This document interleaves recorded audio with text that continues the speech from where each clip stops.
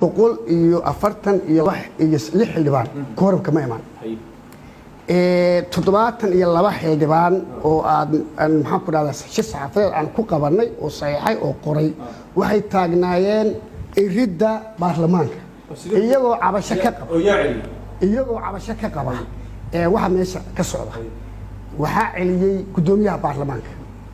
baarlamaanka nala ballamay wuxuu yidhi waxaad cabashada ka qabtaan yaa idinla saxaya gudoomiyihii ma aanu yeelin intuu ka soo baxay xafiiskiisa buu gadaal ka soo galay baarlamaanka wixii meelaha joogay dareewal iyo maxaan ku idhaahdaay wixii meelaha joogay baa lagu buuxiyey gacantaa la tagay xildhibaanadii arrintan ka soo jeeda waxaa leedahay bannaanka lagu celiyey maanta yaa codeeyey marka waxaa codeeyey waxaanan garanayn anigu waxaan la qaylinaya waxay ahayd war waxaan kooramku ma buuxo war waxna weydii war maxaa sharciga ugu tumanaysaa wuu diiday inuu maxaan ku idhaahdaay arrintaa ka jawaabo ama uu su-aasheeda hadalkayga dhegeysto way xildhibaan cabdiyare dabcan gobolkan banaadir muddo badan waxaa loolan badan loogu jiray ama ololo badan loogu jiray inuu mar un matalaad dhaba ku yeesho gobolka banaadir ku yeesho aqalka sare gobolka banaadirna waad ogtahay waa caasimaddii ummadda soomaaliyeed waana gobolka keliya oo aan wax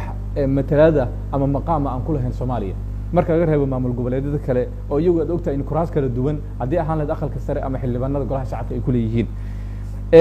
in puntland maamul goboleed ay ka mid tahay kasoo horjeeso soo bar madow kuma noqonayso dadka gobolka banaadir ku nool oo maqaam raadinaya muddo maya reer puntland kama soo horjeedaan saxaafadda iyo dadka siyaasiyiinta ayaa waxay rabaan inay dadka u kala sheegaan dadka kala dilaan shacabka walaalaha ah reer puntlandna ma diidana cid kaloo soomaaliyeedna ma diidana annagaa xildhibaan waxaanu diidanahay sharciga qaldan baanu diidanahay laakiin xaq bay u leedahay in ay hesho matalaadeeda annagaana diyaar u ah in aanu kala shaqeyno cid kasta oo waddo saxa maraysa laakiin annaga waxaa meesha naloo keenay inaanu sharciga ilaalino laakiin cid kasta oo sharciga ku tumanaysa waa ka hor imaanayna way ugu dambeyntii maanta golaha shacabka dabcan arrintan wuu ansixiyey oo hadda aad ka doodayso waana la meelmariyey in matalaad dhaba aqalka sare ay ku yeeshaan gobolka banaadir go-aankii golaha shacabkana xaadir aad u ahayd maadaama go-aankan uu soo baxay tallaabada xigtana ay noqon doonto in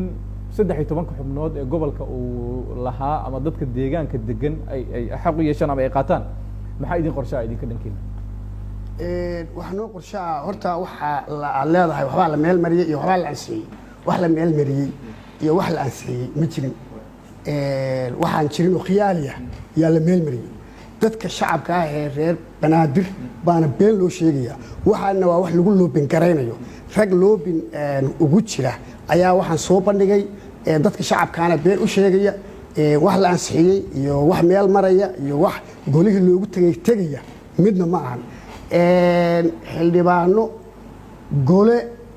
aqalka sare annaga nooma yeerin karo inta golaha shacabka ay noqonayaan nooma yeerin karo annaguna uma yeerin karno inta ay noqonayaan golahaasi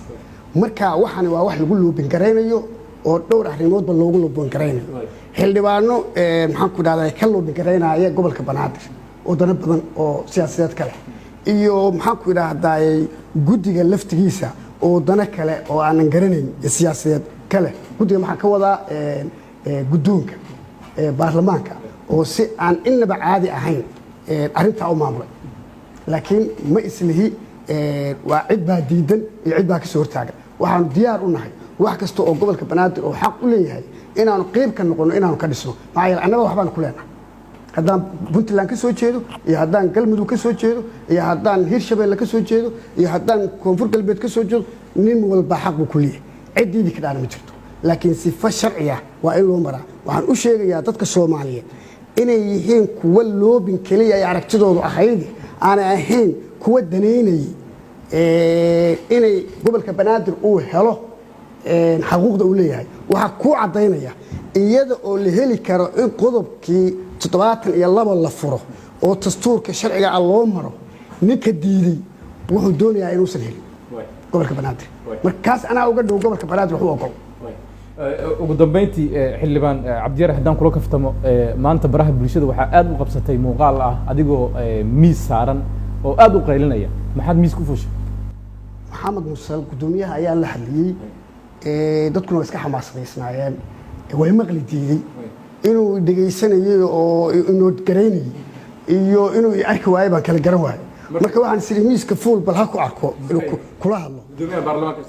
gudoomiyaha baarlamaanka way arkay laakiin igama jawaabin wixii aan qabay fariisuud